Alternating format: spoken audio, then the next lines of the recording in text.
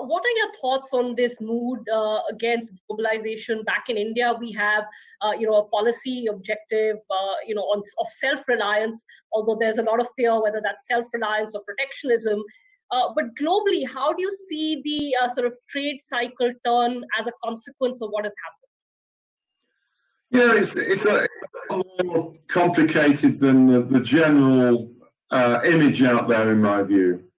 At the end of the day, the core thing that drives globalization is what all 7.5 to 8 billion consumers do, what you and I do, and everybody else. And as we get more informed and as our aspirations grow, if we want to try and acquire the material possessions and the wherewithal that we choose, irrelevant of where they're from, that is in essence what drives globalization.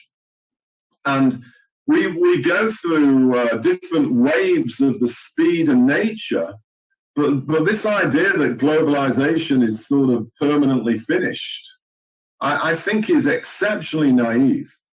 In fact, if you look during this crisis, and I touched on a part of it at the beginning, that if you look what's going on in the pharmaceutical industry and the incredible international cooperation that's going on in the private sector, it's extraordinary. If you look at what's going on in terms of modern technologies, look what you and I are doing in this discussion here over Zoom. A year ago, I had no idea what Zoom was, and I never dreamt I'd be essentially carrying on a large part of my life as normal as ever with something like this. And, again, one of the reasons why the stock markets might not be as crazy as a lot of people often think, me included, is that the equity market recovery has been dominated by these two sectors. And they are living proof of globalization being far from dead. What is likely to have changed, and this raises an opportunity for India, is that the scale of the reliance on China as the single dominant force in the supply chain around the world has clearly come to an end.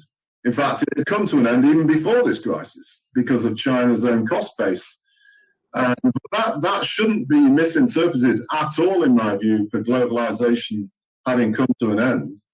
And once the world economy recovers sufficiently from this crisis, I think one of the surprises to the consensus, it won't be a surprise to me, is just how quickly global trade recovers.